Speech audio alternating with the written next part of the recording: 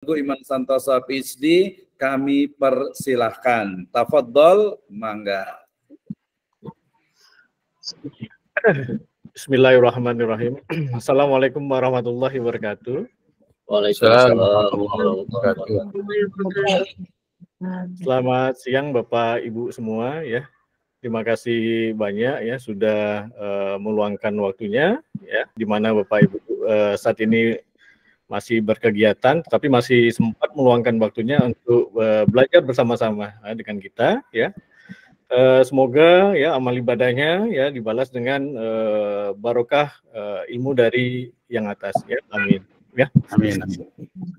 Oke, tidak berpanjang waktu mungkin ya, saya akan memaparkan beberapa slide dulu ya.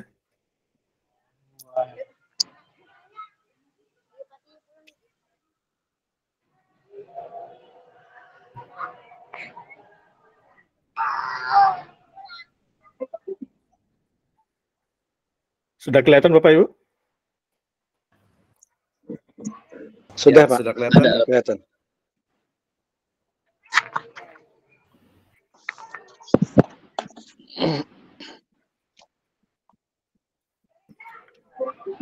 Oke, sebenarnya ide ya saya secara pribadi ya nge-share suatu keilmuan ini, mengoptimalkan AI ini datang bermula dari keresahan para dosen-dosen Fakultas Ekonomi dan Bisnis Telkom ya, sekitar setahun yang lalu.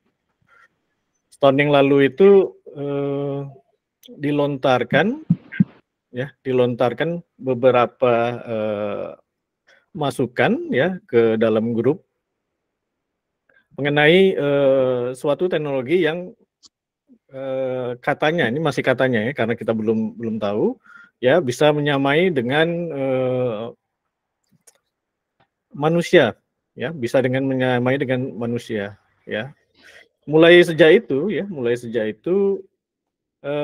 kami di sini ya, sesama dosen ya, mulai berlomba-lomba untuk mencari dan mendalami bidang ini. Ya, tak terkecuali saya. Ya, saya pun baru satu tahunan ini ya menggunakan yang namanya artificial intelligence. Ya, itu mulai kerasa kerusuk. Ya, ada yang mencari kemana, ya, ada yang mencari kemana, termasuk saya juga. Ya, saya juga termasuk yang giat mencari pengetahuan ini. Ya. Alhasil ya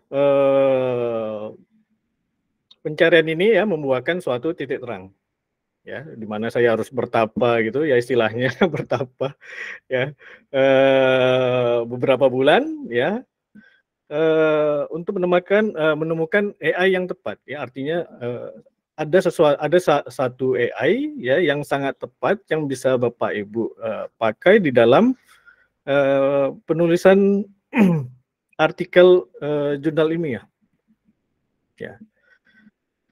Tapi sayangnya 2 hari ini saya coba 2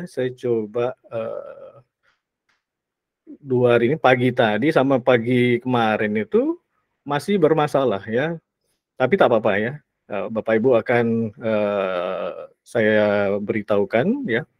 Tapi yang penting di sini adalah sebenarnya apa sih kegunaan dari AI pada umumnya. Oke. Ya, ini adalah beberapa sertifikat ya, di mana saya ikut mencari dengan ahlinya ya. Salah satu pegiat AI ya di Indonesia adalah Prof. Wisnu Jatmiko. Ya, dia begitu gencar ya mendengung-dengungkan AI ya, justru juga dia mengajak Dewan Guru Besar UI ya, Dewan Guru Besar UI membuat aturan dan rule ya, yang mana yang boleh, yang mana yang tidak. Ya, karena kita tahu ya bahwa tidak semua negara itu mengizinkan keberadaan AI. Ya, bisa Bapak Ibu search itu nantinya. Ya. Termasuk kita ya di Indonesia sendiri pada waktu kemunculannya ya beberapa minggu atau beberapa bulan setelah itu ya sempat yang namanya AI atau ChatGPT itu ya sempat dikendalikan oleh Kemeninfo. Ya, ini justru keterbelakangan bagi kita. Ya. Oke. Singkat cerita ya, ini materi dari Prof. Wisnu juga ya. Ya, apa itu AI? Ya, AI itu making a machine behave in a way that would be called intelligent if human were so behaving. Ya, itu definisi dari AI tahun 56 oleh Minsky, Rockefeller, and Shannon.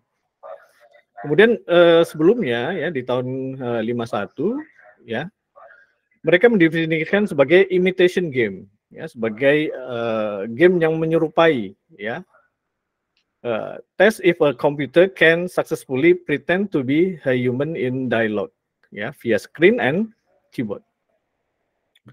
Kalau kita lihat perkembangan teknologinya ya sejak tahun 2006 ya dimulai dengan Facebook Newsfeed ya kemudian diikuti dengan Netlytics ya kemudian diikuti tahun 2010 dengan adanya Facebook dan Instagram, ya bergabung. Kemudian tahun 2011 dengan Uber. Dilanjutkan teknologi itu dengan Tesla tahun 2012, ya Apple iPad dan Ring Doorbell, ya. Kemudian pada tahun 2013, ya dengan Apple Touch ID. Kemudian terus dia berkembang ya tahun 2014 ada kita kenal dengan namanya Amazon Alexa, ada kita kenal dengan namanya Apple Watch, ada Facebook ID ya, kemudian sampai tahun 2018 ya kita kenal dengan adanya 3D printing, metal printing ya. Pada saat itu dikenal dengan kita mulai bisa menciptakan apapun ya yang ada di benak kita. Ya, kita visualisasikan ke dalam 3D metal. Kemudian tahun 2019 ya, ini mulai diadopsi kesehatan. Ya, di mana healthcare itu ya para healthcare yang di bidang kesehatan itu mulai menggunakan AI. Dan diikuti tahun 2020 dengan adanya augmented reality. Ya, sehingga diperkirakan ya sampai tahun 2025 ini ya, global digital performance, governance, symbiotic economy, and living with the robot. Oke, ini mungkin saya akan putarkan satu ya, ilustrasi ya, yang mungkin bisa Bapak Ibu lihat ya.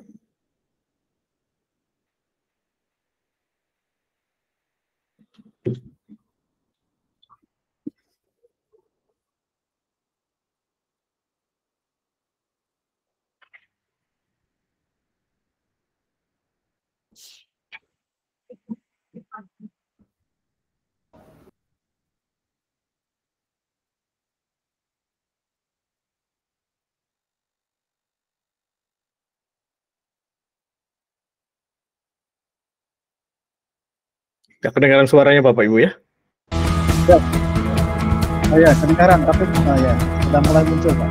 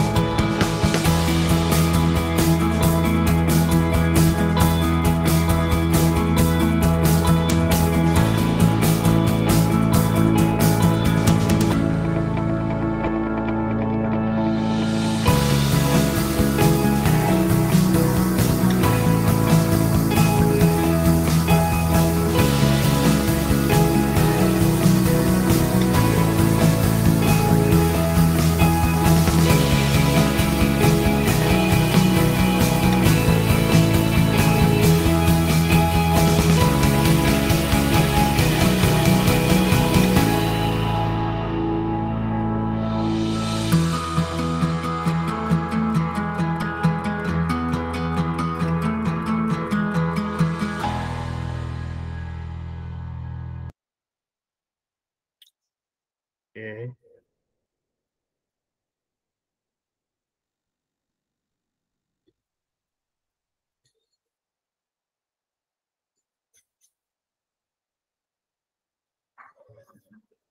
Itu tadi ilustrasi ya penggunaan AI di kehidupan nyata ya, di mana AI itu sudah merambah pada self-driving car Bapak Ibu. Ya. Jadi kalau di sini mungkin bisa kita baratkan ya Gojek atau Grab itu sudah datang ke rumah kita atau ke tempat-tempat kita ya, di mana dia tuh tanpa orang yang mengemudikan ya. Yang mengemudikan siapa ya, dalam hal ini ya diganti dengan kecerdasan buatan ya. AI. Nah, AI ini juga ya kita lama sekali kita kenal ya, sejak tahun 2015-an itu ya sudah kita kenal dengan nama adanya Google Map Bapak Ibu, yang selalu menemani kita bepergian ya. Kemudian ini adalah penerapan AI di bidang arsitektur dan desain ya, Archigan ya namanya, Generative Stack for Apartment Building Design ya. Terus ada yang namanya teknologi deepfake ya, ini sangat berbahaya sekali Bapak Ibu ya, apapun itu bisa ditiru ya. Ini contohnya yang gambar pertama ini Presiden Amerika yang dulu ya, Obama ya, dengan meniru bukan raut wajah ya, cara pengucapan kita itu dipindahkan ke permodelan ya, model gambar Obama. Nah ini juga Presiden Amerika yang lalu ya, siapa itu namanya lupa saya ya, itu bisa ditiru Bapak Ibu. Donald Trump. Donald Trump ya, Donald Trump itu bisa sudah ditiru. Ya, begitu juga Putin, ya. Vladimir Putin ini sudah ditiru Bapak Ibu. Ya, jadi sangat bahaya ya jika teknologi ini beredar dan tanpa ada rambu-rambu, ya disalahgunakan, ya tanpa adanya perlindungan hukum nanti Bapak Ibu. Nah ini contoh penerapan deepfake di Mona Lisa Bapak Ibu, ya. Mona Lisa yang semula ya gambaran tokoh Mona Lisa ini ternyata bisa berekspresi dia, ekspresi kebingungan, ekspresi tersenyum dan ekspresi apa ini ya. Oke, kemudian teknologi AI ini sudah dikembangkan ya di Indonesia, ini sudah dikembangkan di anti swarm drone ya, untuk pertahanan militer ya, sifatnya masih secret atau rahasia ya. Juga dikembangkan untuk battle ya, battle simulation ya. Jadi bisa Bapak Ibu bayangkan nanti ke depannya itu yang berperang itu bukan kita lagi ya, tapi sudah diturunkan ya awak-awak drone itu Bapak Ibu. Nah ini ada perkembangan AI, ya ada yang namanya AI Winter, ya. AI Winter itu seperti ini Bapak Ibu, ya sejak kelahirannya tahun 50, ya berkembang terus sampai tahun 56, ya kemudian terjadi inflammation hype, ya di mana di puncak-puncaknya tertinggi, ya tahun 74. Kemudian dia ya, terjadi winter, ya winter itu terjadi penurunan ya, penurunan pada titik terendah. Nah, setelah penurunan ya ini AI ini akan membalik ya ke atas ya sampai tahun 87 ya, tahun 87 puncaknya ya, yang kita kenal dengan nama New Hope. Dan dia akan turun lagi ya sampai tahun 1993, itu dikenal dengan AI Winter 2. Ya, sekarang ini lagi masa explosive growth, ya belum pada masa puncaknya, ya kita tunggu saja ya AI Winter selanjutnya. Nah ini ada perkembangan chatbot ya dari waktu ke waktu, ya dari tahun 50 dikenal dengan Turing test, ya kemudian kita kenal Elisa, Ya, kita kenal Perry, kita kenal juga Jaberswicki, ya, kita juga kenal Sabitzer, dan kemudian kita kenal dengan Alice, ya. Tahun 2001 kita kenal dengan Smart Child, ya. Kemudian ada IBM Watson tahun 2006. Kemudian tahun 2010 dikenal dengan Siri, ya. Ini sampai sekarang masih digunakan di China ini. Kemudian di tahun 2013 ada yang namanya mobil Coach Chatbot, ya. Alexa di tahun 2015, ya. Di tahun 2016 kita kenal dengan bot messenger, dan Webot di tahun 2017. Nah, ini perkembangan AI dari waktu ke waktu, ya, dari tahun 47 sampai tahun 2020.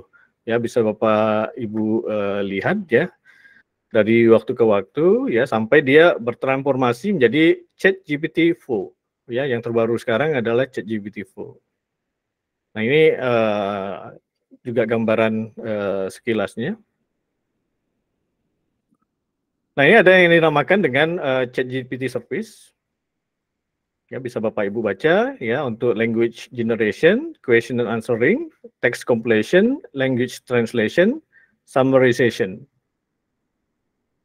Dan ChatGPT, ya, juga sudah dikenal, ya, di kalangan akademika, ya. Dia lulus US Medical License Exam dan juga lulus Law School Exam, ya, dengan nilai sekitar 70-80, ya. Artinya, ya, kecerdasan buatan ini sudah hampir menyamai manusia, ya, walaupun belum perfect, ya. Itu gambaran sekilas mengenai AI, Bapak Ibu. Ya, mengenai metodologi, ya, bukan bermaksud menggurui Bapak Ibu, ya, ini cuman sekilas saja saya menyampaikan, ya. Ya, ini yang di slide-nya Prof. Wisnu tadi, ya.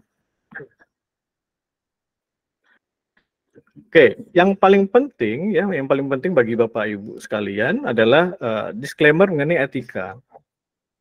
Ya, etika dalam penggunaan AI atau yang sekarang kenal dengan nama ChatGPT, ya, sebenarnya AI dan ChatGPT ini mempercepat pekerjaan dua pekerjaan, yang simple dan repetitif. Ya, yang simple itu pekerjaan yang sangat mudah, ya, sangat mudah dan berulang-ulang. Ya, jadi yang pekerjaan yang sangat mudah dan berulang-ulang inilah yang dibantu oleh sebenarnya AI itu, ya, bukan pekerjaan yang rumit, Bapak Ibu, ya. Kemudian untuk membantu menemukan ide atau teman diskusi kita, ya, untuk brainstorming, ya. Kemudian kita harus hati-hati dengan informasi yang ditampilkannya, ya. Artinya informasi itu perlu diverifikasi. Kemudian lagi adalah bukan produk akhir, ya. Artinya perlu kita perhalus, ya. Dari segi bahasanya, ya, mungkin. Nah, ini ada penerapan ChatGPT, ya, menurut prinsip koran lapangan, ya, menurut Prof. Wisnu itu, ya. Ada prom-prom khusus, ya, nanti bisa saya bagikan, ya, ke Bapak Ibu, ya, untuk membuat, ya, bagaimana ChatGPT itu membentuk hasilnya nanti. Nah, ini langkah-langkah penelitian, ya, menurut Prof. Wisnu, ya. Ada pendahuluan, studi literatur, definisi permasalahan, ada usulan solusi, ada pengujian, dan ada analisis hasil. Oke. Gunakan info yang ada untuk menentukan topik penelitian. Nah, ini dapat Bapak Ibu gunakan, ya, untuk membantu Bapak Ibu mencari ide penelitian baru, ya. Membantu peneliti menemukan pembimbing atau advisor yang tepat, ya, yang sesuai dengan topik. Juga membantu peneliti menemukan topik, ya, berdasarkan pembimbingan. Nah, ini yang saya maksudkan, ya. Ada beberapa prinsip, ya, beberapa prinsip yang harus memenuhi syarat koran lapangan. Ya. Koran lapangan ini adalah singkatan, ya. Bentar, ya.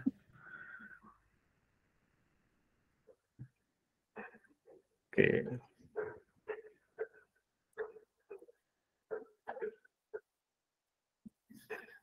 Nah, ini sudah kelihatan Bapak Ibu?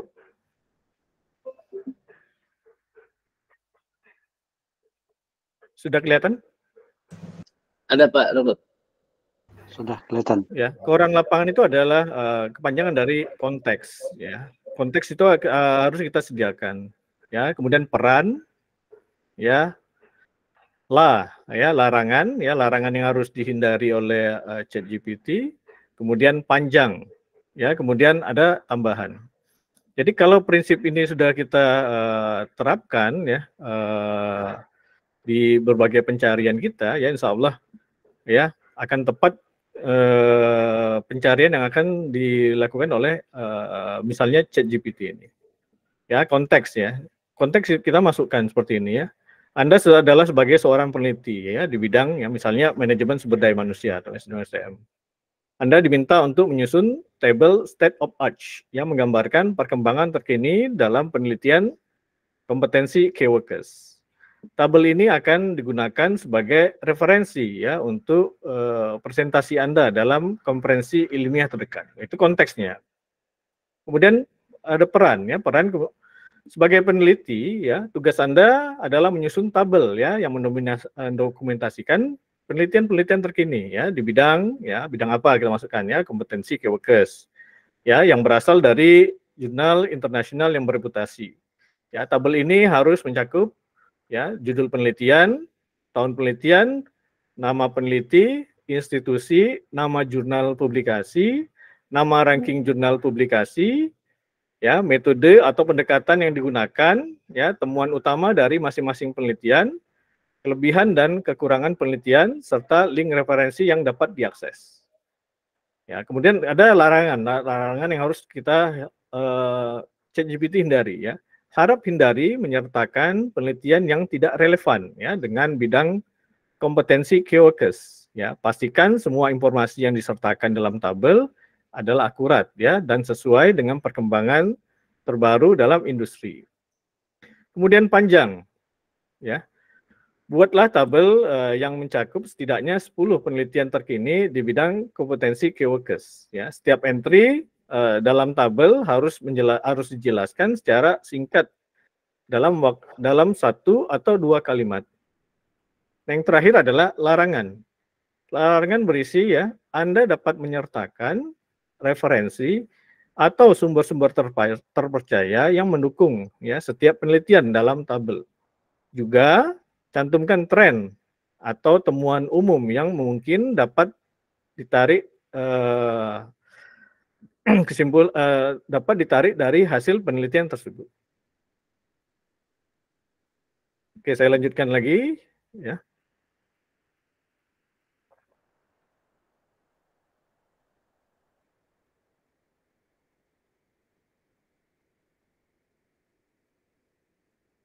Nah, itu koran lapangan. Ya. Ya, itu dapat dipergunakan di ChatGPT. Ya. Ini contoh kita mencari celah penelitian atau research gap. Kemudian, ya, studi literatur. Studi literatur sebelum ditemukannya, sebelum dikenalnya AI ini, ya, kita harus menggoogling Bapak Ibu. Ya, kita harus membaca buku, kita harus membaca paper dan segalanya. Ya, jadi saya teringat 5 tahun yang lalu, ya, saat saya mengerjakan tesis saya, ya, di Malaysia. Ya, itu diberi waktu, ya, sekitar 1 semester, ya, 1 semester oleh supervisor saya. Ya, tiap hari saya temukan jurnal yang cocok, ya, saya kirimkan ke beliau, ya, sehingga beliau merasa teruja, ya, terus dikirimi dengan artikel-artikel terbaru. Ya, tapi perlu Bapak Ibu ketahui, ya, bahwa memang mencari literatur yang cocok ini adalah pekerjaan yang simpel sebenarnya dan pekerjaan yang berulang. Ya, kadang kita dengan 1 hari saja kita plototin ya dari pagi sampai sore, ya kita ketemu jurnal atau artikel yang berkaitan dengan judul penelitian kita. Kadang itu butuh waktu seminggu Bapak Ibu, ya seminggu baru ketemu. Kadang 3 bulan kita pentelengin ya komputer itu, ya baru ketemu 1. Ya, kadang 6 bulan, kadang 1 tahun, ya begitulah seterusnya. Ya, itu pekerjaan yang simple dan repetitif. Ya, makanya itu sekarang dengan bantuan AI, ya diusahakan hal itu tidak terjadi lagi. Ya, tidak terjadi pada mahasiswa yang sedang menyelesaikan master dan doktoral nih Bapak Ibu. Nah, yang prinsip koran lapangan yang tadi saya sebutkan, ini diterapkan di dalam ChatGPT, dia akan menghasilkan seperti ini Bapak Ibu. Ya, kolom ada jurnal name, ada tahun publishnya, ada paper, ada algoritma, ada database, ada datasheet, result, dan link. Satu kelemahan dari ChatGPT, baik ChatGPT 3 maupun ChatGPT 4, yaitu dalam menampilkan link Bapak Ibu. Ya, jadi kalau ChatGPT itu menampilkan link, itu jangan serta-merta Bapak Ibu percayai, ya harus di cross check. Nah, ini contoh studi literatur dengan adanya ChatGPT.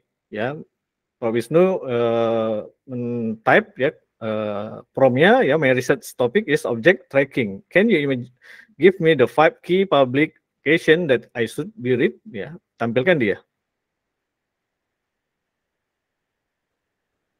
Ya, ini sekilas saja ya Bapak Ibu.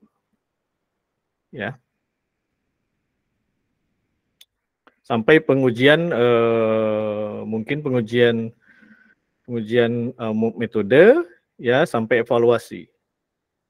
Yang mau saya sampaikan ya bahwa ya conclusion-nya itu we are not competitive with AI.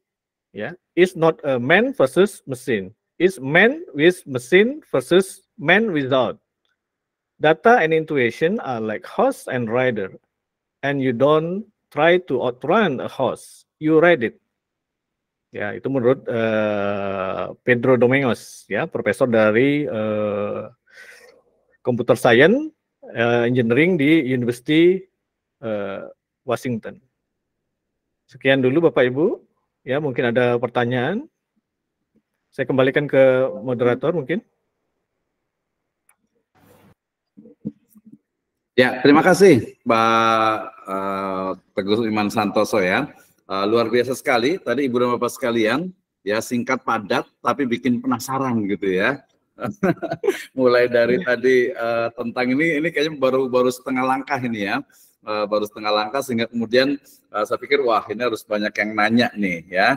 Terima kasih untuk yang sudah hadir juga. Di sini ada tetamu kita juga dari Oku Timur ya, ada Pak Alfianto. Terima kasih sudah hadir juga ya. Kemudian juga yang lainnya ya, ini terutama yang teman-teman yang sedang menyusun untuk tesisnya. Tadi sudah disebutkan ya, Pak Teguh Iman ya terkait dengan historinya, kemudian juga contoh yang ada di ChatGPT-nya gitu ya. Nah, mungkin kita kasih kesempatan dulu nih teman-teman semuanya, sengaja ya kita buat agar lebih banyak pertanyaan supaya nanti agar istilahnya itu bisa kita diskusikan ya.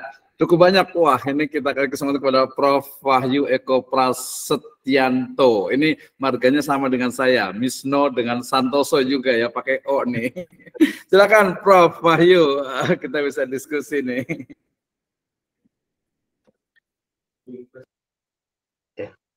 Langsung ini Pak? Ya. Oke, bismillahirrahmanirrahim. Assalamualaikum warahmatullahi wabarakatuh. Waalaikumsalam warahmatullahi wabarakatuh. Yang Bapak-Bapak semuanya, terus terang saja sejak kemunculan AI ini memang terus terang bagi saya pribadi menjadi sebuah pemicu bahwa sebenarnya kita dapat lebih produktif selaku dosen dalam menulis, mestinya seperti itu, sehingga tidak layak kalau kemudian seperti tadi yang Pak Teguh sampaikan bahwa dia dimusuhi itu tentu saja nggak bijaksana.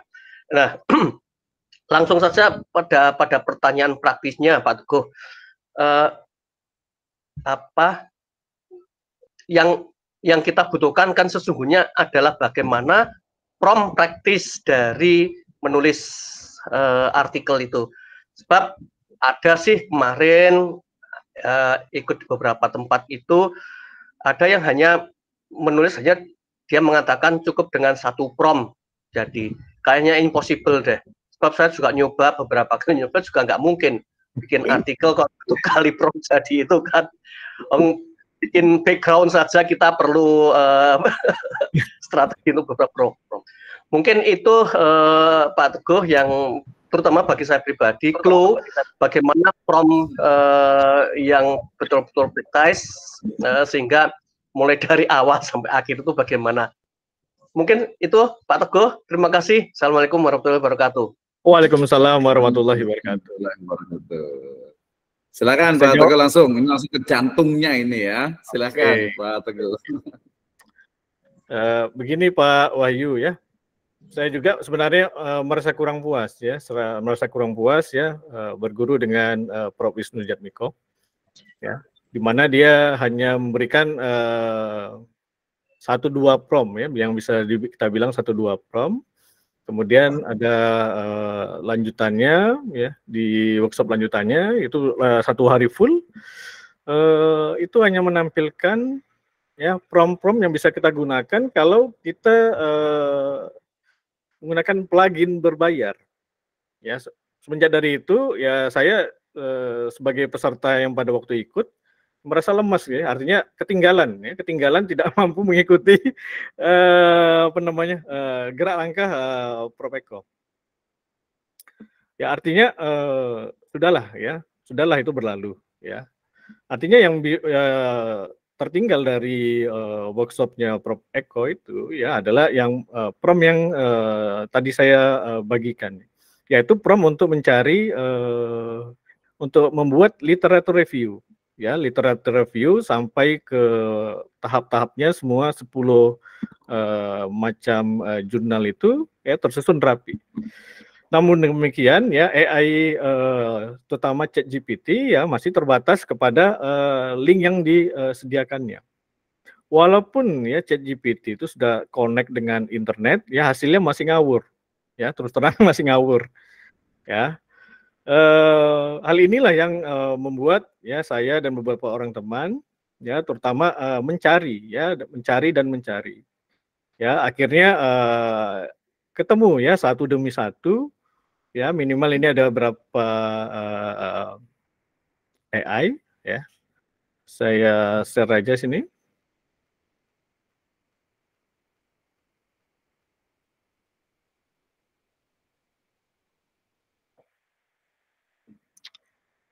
Ya, yang pertama kali yang yang saya temukan, ya, yaitu AI yang bersifat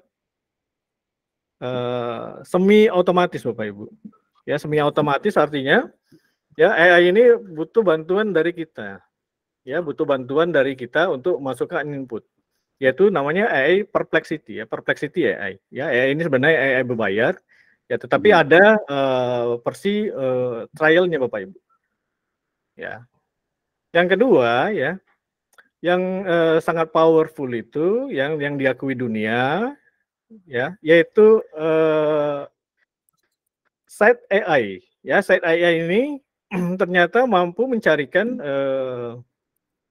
mampu membantu kita ya mencarikan literatur atau jurnal-jurnal yang bersangkutan atau yang berkenaan ya dengan tempat, Bapak Ibu. Ya. Jadi AI inilah yang digunakan oleh peneliti-peneliti dari luar ya maupun dari Indonesia ya untuk mencari literaturnya. Ya nanti kita coba nanti. Ya. Kemudian sebenarnya ya hari ini saya mau mempraktekkan satu AI ya yang itu bisa dibilang paripurna ya, tetapi 2 hari ini juga dia macet ya Bapak Ibu. Ya mungkin karena terlalu banyak, dia pusing juga dia. Ya namanya Genie AI. Ya Genie AI ini ya sempat saya pakai malam hari itu ya diskusi sama Pak Misno ya. Saya sempat buat 3 artikel dengan bantuan Genie AI. Ya, sebenarnya Genie AI ini ya yang mau saya bagikan ke Bapak Ibu ya kalau tidak macet. Ya, ternyata macet jadi Bapak Ibu ya. Terpaksa hanya bisa saya tunjukkan gambarnya saja. Ya. Begitu Pak Ya Pak Prof Wahyu, Eko, silakan. Ya, terima kasih. Ini ya untuk pertanyaannya, tadi langsung ke jantungnya, dan saya rasa yang namanya IA itu kan dia berkembang ya seperti manusia gitu ya, sehingga hari ini tentu saja dia akan mengalami begitu pesat pertumbuhannya, bahkan besok atau mungkin hitungan detik itu akan cepat berubah. Saya juga sempat kemarin waktu saya ngajarkan untuk juga teman-teman di untuk di Akademi Dosen Nusantara itu, saya menggunakan Bing gitu ya, ternyata bukan Bing, Bard ya, walaupun dia masih eksperimen beta version, tapi saya rasa jadi pilihan juga tuh, kayak agak menarik juga. Mungkin saya pertanyaan ke saya nih Pak Teguh, kira-kira kalau untuk penggunaan Bard ini seperti apa nih dari Google ini kira-kira nih? Oke. Bard itu lebih maju dari ketimbang ChatGPT asalnya, ya, ChatGPT 3 maupun ChatGPT 4, ya, karena dia secara automatically ya terhubung dengan internet, ya, yang merupakan sumber database. Ya, jadi kalau kita bisa bayangkan, ya, ChatGPT 3 itu 1 juta literatur dimasukkan ke dalam otak dia, ya. Apatah lagi yang terhubung dengan internet, yang tidak terbatas dengan jumlahnya. Nah, apapun yang saat ini yang masuk ke otaknya prosesor itu, ya akan diproses dan kita peroleh jawabannya. Begitu Pak Misno. Oke, iya betul ya. Jadi kemarin karena memang ketika itu saya coba gitu dan ternyata luar biasa sekali gitu. Bahkan ketika untuk mencoba untuk membuat abstrak saja, abstrak gitu ya dalam sebuah jurnal ataupun tesis, itu ternyata dia memberikan minimal itu 3 versi gitu ya, 3 versi yang menurut saya amazing gitu ya, sangat amazing sekali. Demikian juga ketika membuat sebuah outline gitu ya, dia ada pilihan-pilihan. Kalau ChatGPT kan biasanya dia hanya satu pilihan, dia beberapa versi yang sangat memungkinkan gitu ya. Nah, tapi tentu saja nih tadi beberapa kekurangan yang tentu saja dia juga adalah bukan human ya, bukan manusia gitu ya. Baik, Prof, kita masih lanjut dulu. Kita berikan kesempatan untuk yang bertanya ya. Silahkan boleh raise hand ya untuk kita menanyakan tentang ChatGPT. Nanti lebih detail, mudah-mudahan kita nanti masih ada waktu nih Pak Teguh, Pak Teguh ya untuk next time gitu ya, mungkin lebih detail lagi. Kita berikan waktu kepada Bapak Dian Hidayat ya, silakan. Ini mahasiswa di Magister Pendidikan Agama Islam State Sirajul Falah. Silakan Pak Dian. Alhamdulillah, syukran Pak Dokter. Bismillahirrahmanirrahim. Assalamualaikum warahmatullahi wabarakatuh. Waalaikumsalam warahmatullahi wabarakatuh. Pak Dokter Teguh, mohon izin bertanya. Tadi saya terkuatkan dengan pertanyaan dari Pak Dr. Misno ya, terkait dengan Bard. Karena beberapa waktu ke belakang saya kan sering mendengar bahasa Bard itu dari Pak Dr. Misno gitu kan. Penasaran saya cari gitu kan. Ternyata saya coba untuk membuat sebuah penelitian, referensi gitu ya. Saya kebetulan saya diminta teman buat jadi referensi bikin tesis. Ya saya sambil belajar gitu kan. Saya coba ke situ, cuman di pikiran saya gitu ya. Dan karena saya di State Sirajul Falah juga di Fakultas Pendidikan gitu ya, ada mungkin agak berbenturan dengan nurani gitu ya. Mungkin ini hal yang harus saya tanyakan kepada Pak Dokter semuanya. Secara etika keilmuan, ketika kita menggunakan AI ini untuk penelitian yang kita lakukan, apakah itu sah-sah saja atau misalkan kurang begitu sah karena alasan apa gitu, seperti itu. Mohon maaf dan terima kasih, itu mungkin pertanyaannya. Oke, terima kasih Pak Dian. Ya, saya jawab Pak Wisnu. Ya, silakan langsung Pak Teguh. Jadi sesuai dengan yang terbaru ya, minggu lalu ya, Prof. Wisnu mengadakan workshopnya ya ke Dewan Guru Besar UI ya.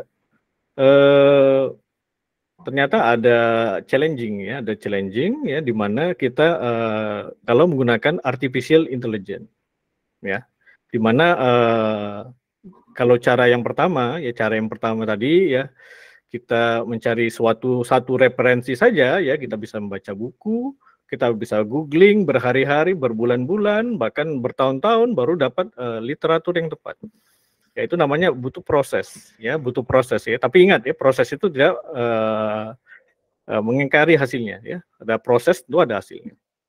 Tetapi dengan bantuan AI ini ya, itu dalam hitungan detik, mungkin bisa dibilang menit ya, itu literatur itu akan seketika muncul yang disajikan ya. Nanti kalau ada kesempatan saya akan peragakan ya di site AI maupun Perplexity ya. Nah, jadi hal ini juga menjadi pertimbangan Dr. Wisnu tadi ya, Profesor Wisnu ya, ke Dewan Guru Besarnya ya, untuk membuat rambu-rambu ya supaya tidak dengan mudah dilanggar begitu saja. Terutama AI ini bahaya sekali untuk mahasiswa tingkatan awal. Jadi kalau bisa dibilang ya, semester 1 dan semester 2 ya, saya bilang itu bahaya sekali, Pak. Ini bahaya sekali ya, mereka diperkenalkan dengan AI. Artinya ilmu apapun dia nanti tidak akan memperoleh apa-apa. Ya, dia hanya duduk, googling, search, dapat. Duduk, googling, search, dapat. Ya, ilmu apapun itu atau bidang apapun itu. Ya, jadi untuk mahasiswa tingkatan dasar ya, hal ini perlu dibatasi Bapak Ibu. Ya, terutama dalam pembelajaran kuliah kita. Ya, pembelajaran kuliah kita juga kita tidak bisa melarang mahasiswa ya sekarang mengumpulkan tugas ya dari googling atau pencarian dengan ChatGPT mungkin, atau Bard ya, atau dengan lain-lainnya. Nah, kalau kita tidak batasi, nah ini mungkin sesuatu yang menjadi ancaman bagi kita. Nah, ataupun kita rubah cara kita mengasesmennya, ya, Jadi asesmen yang kita lakukan sekarang ya itu sudah kuno ya Bapak Ibu, ya artinya bisa dilampaui dengan ChatGPT. Ya, contohnya saja ya tadi ChatGPT ya mampu ya lulus di medical exam dan di law exam. Nah, dia tanpa kuliah loh Bapak Ibu. Bayangin. Ya, yang dimana kita harus kuliah bertahun-tahun, ya ada yang kedokteran itu sampai 10 tahun, ya hukum ya 5 tahun. Ini dengan ChatGPT yang sudah dilengkapi dengan 1 juta literatur, dia seketika dapat lulus di 2 ujian itu. Ya, ujian exam medical untuk jadi dokter itu, dan ujian untuk jadi pengacara. Nah, itu jawaban dari saya Pak Hidayat. Oke, terima kasih Pak Teguh. Ya, luar biasa sekali ini ya. Ini menarik nih seharusnya ya. Tadi statementnya dari Prof. Teguh nih terkait dengan ChatGPT, artificial intelligence, tentu saja kalau menurut saya itu menstimulus ya.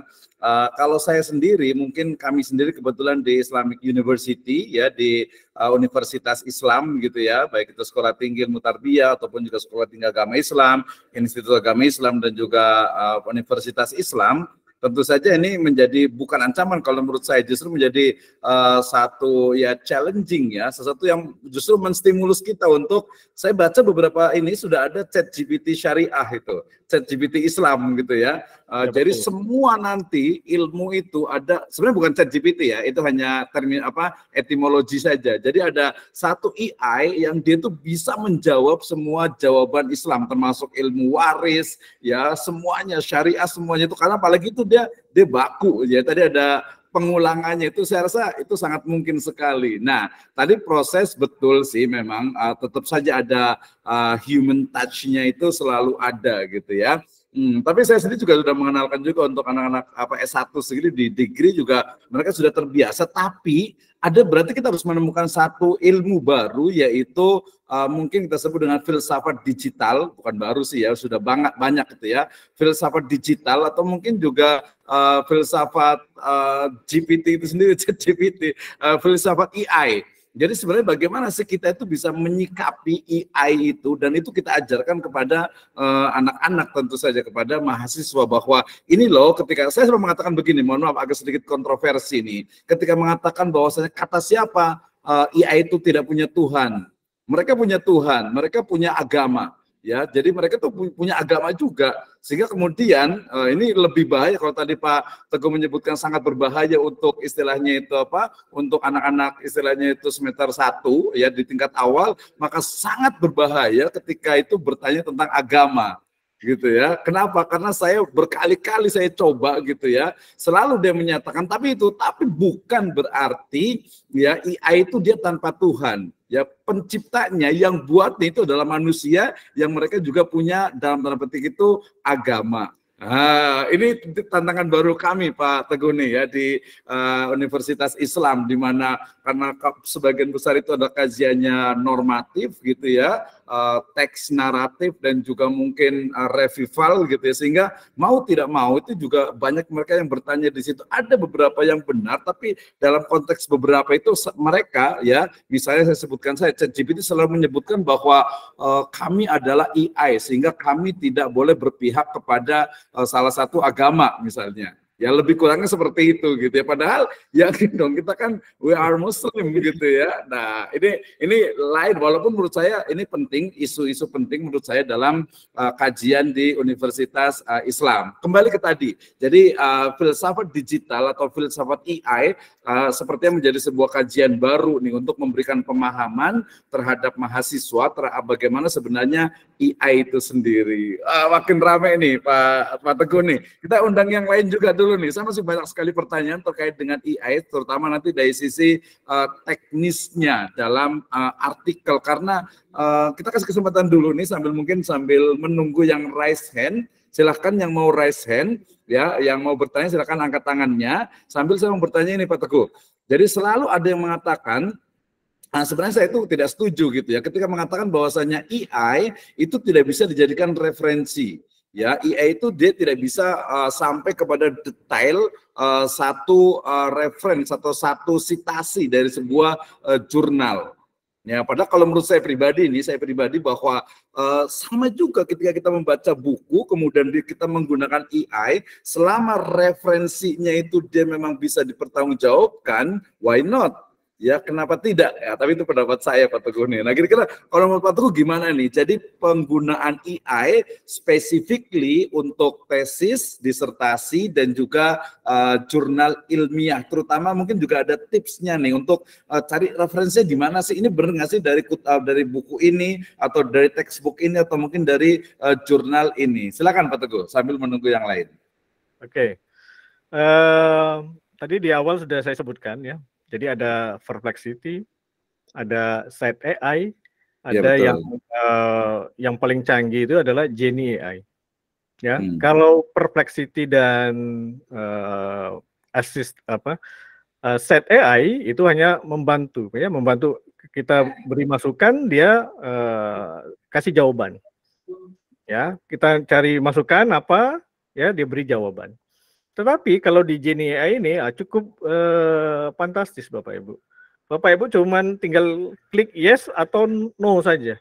Ya, dia akan AI itu secara autocomplete. Ya, autocomplete untuk apa? Ya, Genie AI itu dikhususkan untuk researcher dan akademik. Ya, jadi tidak ada AI yang sama tandingannya itu sudah menyamai Genie AI.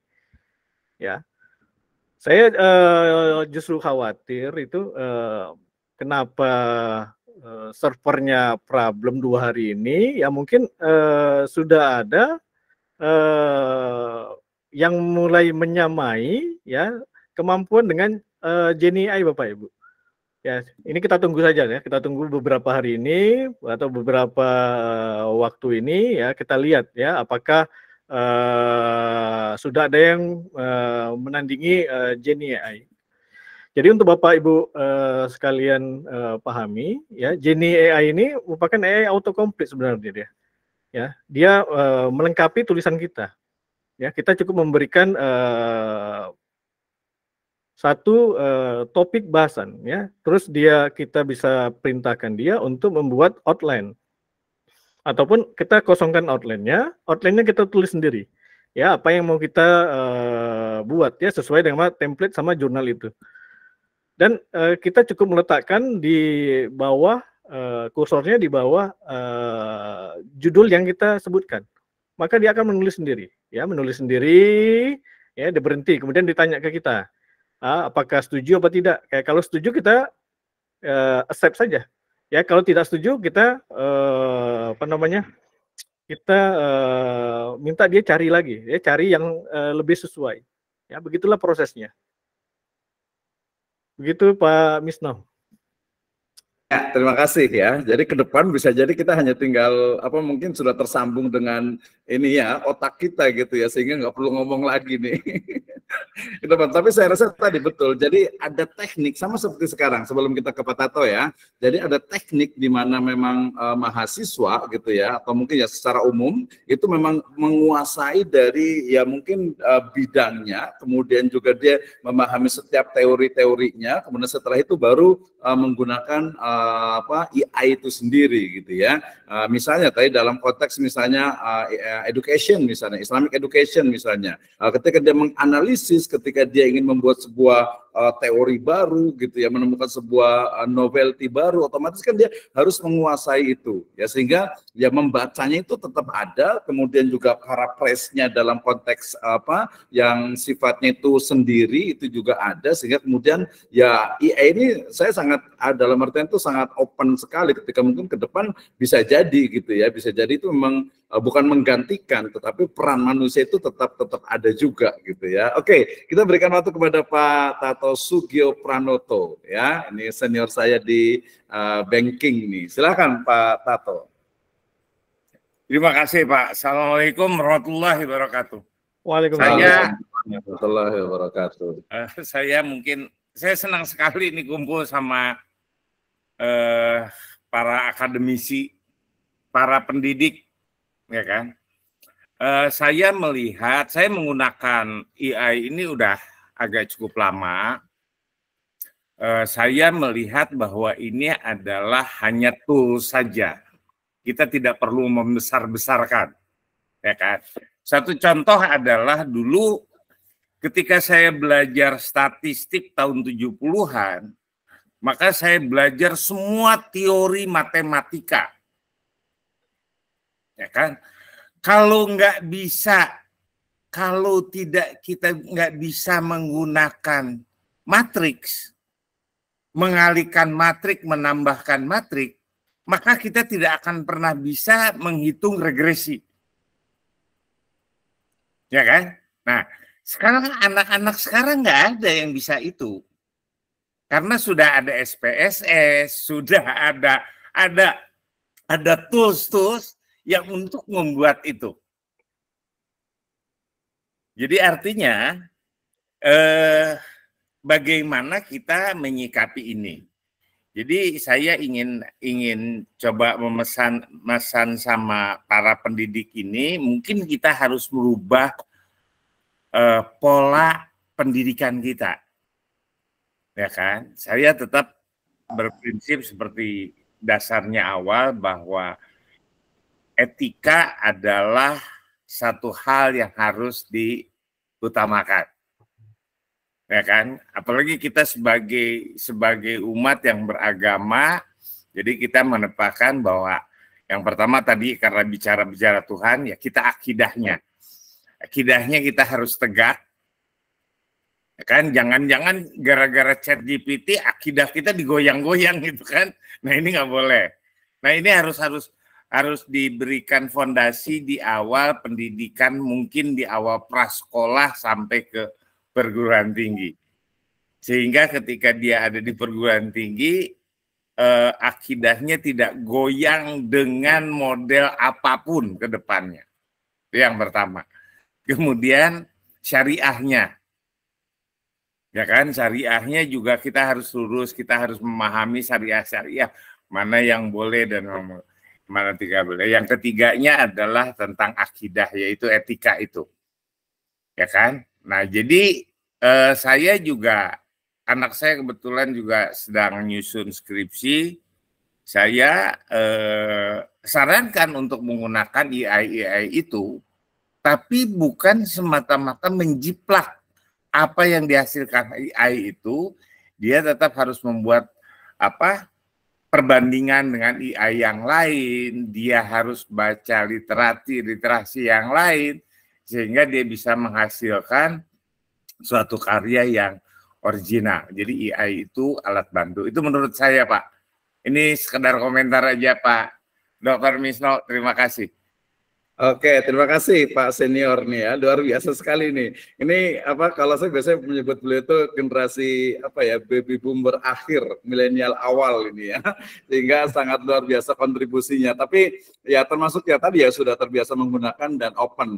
Tapi kalau saya sendiri mungkin karena agak sedikit berbeda generasinya, saya lebih cenderung dia sebenarnya bukan hanya tool, bahkan ke depan bisa jadi AI itu bisa jadi, mohon maaf ini agak sedikit kriminal gitu ya, dia bisa jadi akan membunuh seseorang dengan jarak jauh tadi ya, dengan adanya drone, dengan adanya berbagai kecerdasan buatan, bisa jadi dengan mudah seseorang itu membunuh orang lain dari jauh. Nah kalau positifnya berarti bisa jadi dengan misalnya tadi Pak Tato menyebutkan tentang akidah, nah ini yang penting, jadi peran dari agamawan ya, jadi makanya ada mungkin nanti ada, kalau ada Pak Tato ini di Bank Syariah, nanti ada Bard Syariah, ada ChatGPT Syariah gitu ya, dimana ketika dia bertanya konteksnya itu adalah ya Islamic civilization, Islamic science gitu ya, yang berbasis tentu saja yang rahmatan lil alamin gitu ya. Ini pendapat saya sih, tapi mungkin kita kembali ke our main speaker lah ya. Silakan Pak Teguh, mungkin ada komentarnya nih. Ya, betul. Saya setuju dengan pendapatnya Pak Misno ya. Jadi tidak harus kita buat perbandingan ya, kalau kita sudah menggunakan ChatGPT katakanlah AI itu.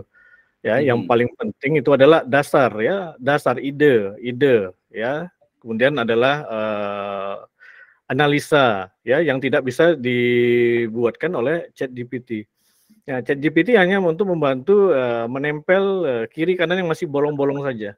Ya, yang masih bolong-bolong, yang masih belum teratur ya, dia tampal ya, bagaimana mendapatkan literatur yang tepat ya.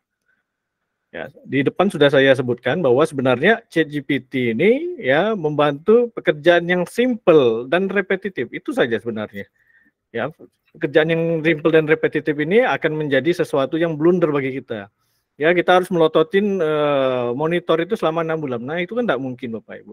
Kita harus melototin selama 3 bulan, itu kan tidak mungkin. Kita harus melototin itu selama 1 minggu, ya, tidak bergerak, itu tidak mungkin. Atau kita melototin selama 1 hari saja, itu pun tidak mungkin. Ya, tapi saat ini ya sudah dimungkinkan ya dengan bantuan AI ini ya mencari literatur atau referensi yang dibutuhkan, ya itu hanya dengan hitungan detik saja Bapak Ibu. Ya nanti kita peragakan. Ya, Pak Mister. Oke, ya. Boleh nanti Pak Teguh sambil di belakang, kita masih ada waktu sekitar 10 menit ya. Nanti mungkin ini, tapi ini menurut saya sangat menarik sekali nih. Pak Tato kita bisa diskusi lebih banyak dengan Prof. Wahyu juga ini. Saya begini mungkin dari saya juga Pak Teguh begini. Jadi kalau di Islam itu kan kita ada dulu itu kita belajar Al-Qur'an itu pakai metode Baghdadiyah. Ya, alif fathah, alif kasrah, alif dhammah. Kemudian muncul Iqra. Ya, nah metode Iqra itu dia kan cepat gitu ya, cepat untuk membaca gitu Al-Qur'an. Tapi kemudian efek ya mungkin kekurangannya itu adalah siswa itu dia tidak paham fathah, kasroh, bahkan mungkin huruf sendiri itu nggak tahu gitu, taunya ba ya, kemudian ada sa, si, su gitu ya, san, sin, sun, dia nggak tahu huruf itu. Nah kemudian termasuk juga saya analisis kenapa orang itu artikel jurnal itu sekarang menjadi main references, karena apa? Karena memang orang tuh pengen langsung direct, langsung dapat. Nah, kemudian juga sekarang tren real video pendek. Kenapa video pendek? Karena orang tuh memang instan, pengen cepat langsung gitu ya, langsung ke jantungnya. Makanya saya juga prediksi sekarang mungkin kalau boleh ini ya, jadi tesis disertasi ke depan itu mungkin hanya 10 halaman, 15 halaman. Ya tesis itu, saya cerita ke teman-teman itu, tesis itu ke depan paling hanya 15 halaman, nggak perlu ratusan halaman gitu ya, karena isinya toh juga teori-teori orang lain semuanya di bab 2 misalnya gitu ya. Bisa jadi hanya 15 halaman. Nah, maksud saya adalah bahwa perubahan AI, ya saya juga lebih cenderung AI itu dia bukan, memang betul awalnya basicnya adalah tool, tapi dia bisa menggerakkan gitu ya, bahkan dia mungkin bisa menjadi satu ini sendiri gitu ya, seperti ya film-film fiksi itu ke depannya gitu. Nah, maksud saya adalah ketika orang itu tadi misalnya SPSS, sekarang itu dengan pakai Lisrel, dengan Evius, orang itu sudah nggak perlu lagi tahu bagaimana cara manual menghitungnya, regresinya misalnya, penting sudah jadi. Nah, mungkin ini pendapatnya gimana nih Pak Teguh nih tentang apakah nggak perlu lihat ininya, tapi langsung hasilnya, tapi itu menjadi tren generasi Z dengan generasi Alpha atau mungkin Beta ke depan nih. Ada komentar juga ya, silakan Pak Teguh. Sambil saya bacakan nanti dari Pak ini nih. Betul sekali Pak Wisno ya. Jadi intinya itu ke depannya ya, contohnya itu Pak Wisno ambil ya, video reel ya. Jadi orang zaman sekarang ini ya, generasi muda ini atau generasi sekarang ini ya maunya yang serba instan. Ya, serba cepat.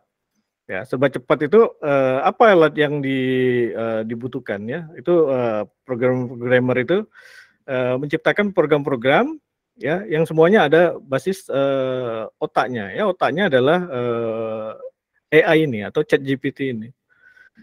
Ya, jadi kalau saya ya, kalau dari saya sendiri ya berpendapat ya bahwa ya semester awal itu masih perlulah proses ya, masih perlu dipoles ya, semester 2 sampai semester 4. Nah, semester 5 itu mulai diperkenalkan jadi sudah boleh. Jadi mereka sudah mempunyai dasar keilmuan yang cukup tangguh ya untuk menganalisa lingkungan realnya bagaimana. Itu jawaban dari saya mungkin Pak Wisno. Oke, baik, terima kasih ya, luar biasa sekali. Saya nggak puas ini ya, masih perlu banyak sekali. Nanti next juga kita undang Pak Prof Wahyu Eko nih untuk berbicara nih, kayaknya dari face-nya nih luar biasa nih ilmunya ini ya. Benar-benar bisa dipertemukan, apalagi Pak Wahyu kayaknya nggak tahu di mana tinggalnya Pak Wahyu. Saya di Yogyakarta. Oh iya, jauh ya, Wong Jowo. Baik, terima kasih Pak Wahyu. Jadi ini beliau kami di Asosiasi Program Studi Magister Ekonomi Syariah. Ya, beliau senior ini di program studi ini. Ya baik, artinya gini, jadi ketika bicara tentang AI ke depannya ini, saya yakin seperti kita mengutip juga dari berbagai jurnal, dari berbagai buku ya, dengan konsep AI ini saya rasa sangat terbuka sekali selama memang tadi mungkin ada semacam standarisasi dan juga ya sama dengan validitas dari sebuah data, kredibilitasnya juga. Itu kan yang penting di situ sebenarnya. Yang penting mereka bisa membuktikan itu. Kemudian tadi kalau saya sendiri memang justru dari semester 1 itu mereka memang sudah dikenalkan jadi beriringan. Artinya bahkan ketika saya masuk kelas itu biasanya selalu silakan HP-nya dibuka, buka Google, buka Bard, buka ChatGPT dan sebagainya, tanya. Nah, pasti mereka akan secara tekstual membaca. Nah, disitulah baru kita sampaikan bahwa oh itu adalah teksnya seperti itu. Tapi apa pemahaman Anda mengenai hal ini gitu ya, sehingga kemudian ya mereka tetap pendidikan. Tapi itu memang sebuah level ya yang mungkin perlu dilalui. Baik, masih 5 menit Pak Teguh ini ya, luar biasa sekali. Mungkin ada yang mau bertanya, silahkan. Ya, 1 kali 5 menit lagi kita kasih kesempatan untuk yang bertanya. Silahkan. Oh, ada Pak Ahmad, silakan yang ingin bertanya. Langsung saja, 2 menit ya. Siap. Terima kasih Pak Dr. Wisno. Assalamualaikum warahmatullahi wabarakatuh. Waalaikumsalam warahmatullahi wabarakatuh. Pertanyaan saya sebenarnya sih standar, karena saya sebagai pengguna ChatGPT yang biasa dipakai di perkuliahan atau di tempat-tempat biasa yang saya sharing untuk berbagi ilmu. Khususnya ke Pak Dr. Wahyu atau Pak Dr. Teguh yang tadi memaparkan materi. Pertanyaan saya sih Pak. Saya salah satu pengguna ChatGPT yang biasa menulis artikel bahan perbandingan. Nah, kalau memang standarnya ada, saya dijelaskan karena sebagai pengguna takutnya ilmu yang saya sampaikan dengan sharing di ChatGPT itu kurang pas, tidak sesuai dengan etika yang dijelaskan tadi. Tolong diberikan gambaran aja standarnya seperti apa Pak, biar yang kita menggunakan aplikasi ChatGPT ini sesuai dengan penulisan yang ada standar di akademik. Itu aja. Terima kasih. Assalamualaikum warahmatullahi wabarakatuh. Waalaikumsalam warahmatullahi wabarakatuh. Terima kasih pertanyaan Pak Teguh terkait dengan standarisasi dan juga mungkin dari sisi badan pengawasan kalau seperti itu ya, makanya sempat ChatGPT itu sempat ditahan gitu ya. Seperti apa sebenarnya? Atau mungkin juga termasuk prediksi ke depan itu kira-kira sekaligus closing remark sekaligus ya Pak Teguh, kira-kira seperti apa nih? Silakan Pak Teguh. Oke, saya share. Boleh. Ini 2 jam juga nggak selesai ini panjang ini, harus 1 semester kayaknya nih Pak Teguh ya. Jadi Genie AI ya, ini kebetulan 2 hari ini masih bermasalah ya. Ini yang dikhususkan untuk menulis academic writing. Ya, tidak ada AI yang menyamai sejauh ini AI ini. Ya. Supercharge your next research paper, ya, research and write your next paper with Genie AI, ya. Kemampuannya itu apa, ya? Kemampuannya itu ya serta merta ya dia plagiarism checker, ya. Secara otomatis dia akan membedakan dengan tulisan satu dengan tulisan lain. Dengan itu ya kita punya tulisan itu akan kata dia berjanji ya akan 10 kali lebih cepat ya dari biasanya. Dia juga in-text citation ya, artinya citation apa saja ya itu akan dicarikan dia. Ya, ini contohnya ya in-text citation ya. Jadi kita tinggal mengklik-klik saja Bapak Ibu ya, kita citation ya dia tampil ya. Kemudian kita accept ya, dia akan menerimanya. Kita cari citation lagi ya, citation yang kita inginkan akan tampil Bapak Ibu ya. Itu yang saya terangkan tadi, bahwa proses itu sebenarnya adalah proses yang butuh waktu. Ya, butuh waktu yang sifatnya simple dan repetitif Bapak Ibu. Ya. Jadi cukup didapatkan dengan bantuan AI ini. Juga AI ini sudah digunakan di Trusted University ya, ada Stanford, ya, ada Harvard, ada Cambridge ya. AI ini membantu Bapak Ibu untuk write, cite and edit ya. Ini merupakan jenis AI yang autocomplete. Artinya kita masukkan satu kata, ya dia akan meneruskan ya, tinggal kita accept atau kita see alternatif. Ya, dia juga in-text citation, ya, seperti yang tadi saya terangkan, ya, dia akan membantu mencari citation, apakah di jurnal, apakah di website, apakah di library, ya. Dia juga mempunyai kemampuan paraphrase dan rewrite, Bapak Ibu. Ya, dia juga mempunyai kemampuan generate from your file, ya, artinya kalau kita mempunyai jurnal atau artikel dari website yang berbayar atau katakanlah Emerald itu berbayar, tidak bisa diakses, ya, kalau kita berlangganan saja, ya, itu baru kita dapatkan filenya. Nah, ini bisa kita upload filenya, ya, untuk kita gunakan, ya. Sekarang dia punya kemampuan untuk komunikasi dengan chat your PDF, ya, dengan PDF kita, ya, quickly understand and summarize your research paper with AI chat assistant. Dia juga membantu kita membuatkan outline, ya, outline bylaw, ya. Enter your prompt and get a list of section heading ready for your to flash out, ya. Dia juga bisa kita setel, ya, apa kita sebagai mahasiswa, pakai dosen, apakah sebagai penulis atau sebagai apa, itu tune-nya atau stylenya dapat kita ubah Bapak Ibu. Ya, from academic to persuasive, ya, pick the tune to suit your writing needs. Yang terakhir adalah dia merupakan jadi research library, ya, menyimpan dan memanage research in your library, ya, easily cite research in any document fast. Itu dari saya Pak Misno. Oke, terima kasih. Luar biasa sekali. Welcome to the future. Selamat datang di sebuah masa depan yang menurut saya tadi sudah terjawab ya.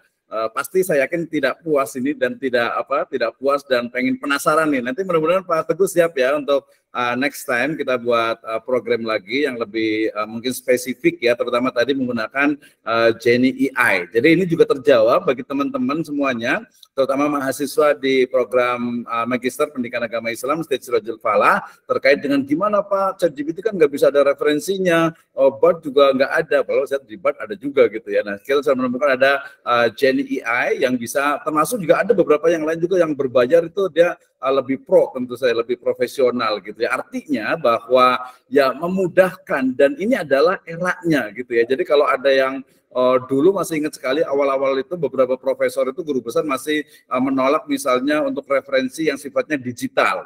Sekarang bukan lagi digital, tetapi sudah dalam bentuk AI gitu ya. Tinggal memang pertanggungjawabannya, disitulah fungsi dari manusia gitu ya, fungsi dari human. Dan menurut saya ada satu lapangan yang sangat luar biasa terbuka ya, satu space yang sangat terbuka bagi terutama kajian dari Islamic Studies gitu ya, di mana kitab-kitab Turos itu akan bisa dibaca oleh ChatGPT, oleh AI gitu ya, sehingga kemudian dengan mudah kita bisa mengcompare ya, mengkomparasikan, menganalisis sampai pada menyimpulkan berbagai kajian dalam Islamic Studies, sehingga ini menjadi sebuah lapangan, sebuah medan area yang masih the jungle ya, yang masih menjadi hutan dan siap untuk kita bisa buka. Siap Pak Tato, Pak Alfianto, Pak Dr. Wahyu, dan yang lainnya ya. Baik, terima kasih.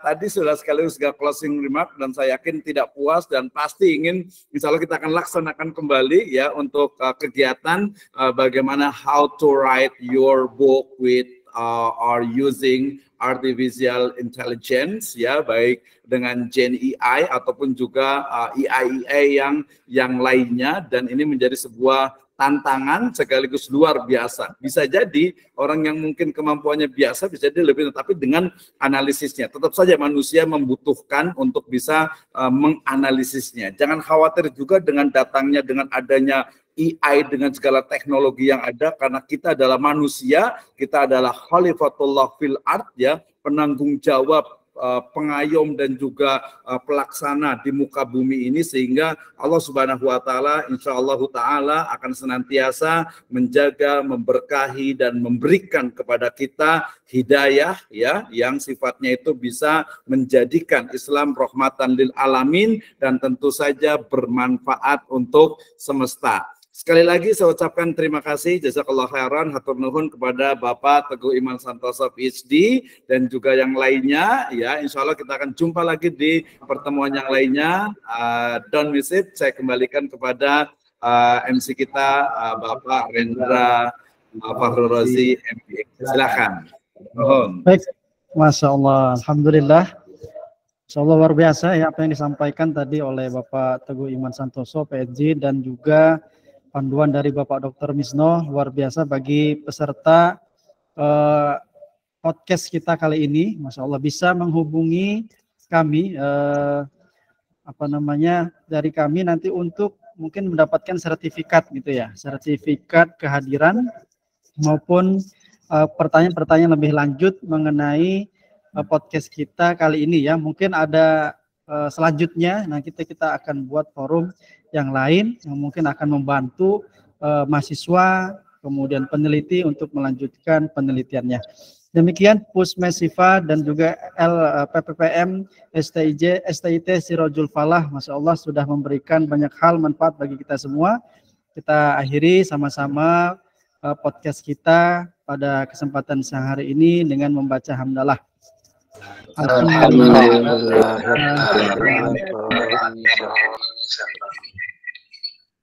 Wabillahi taufiq wal hidayah. Assalamualaikum warahmatullahi wabarakatuh.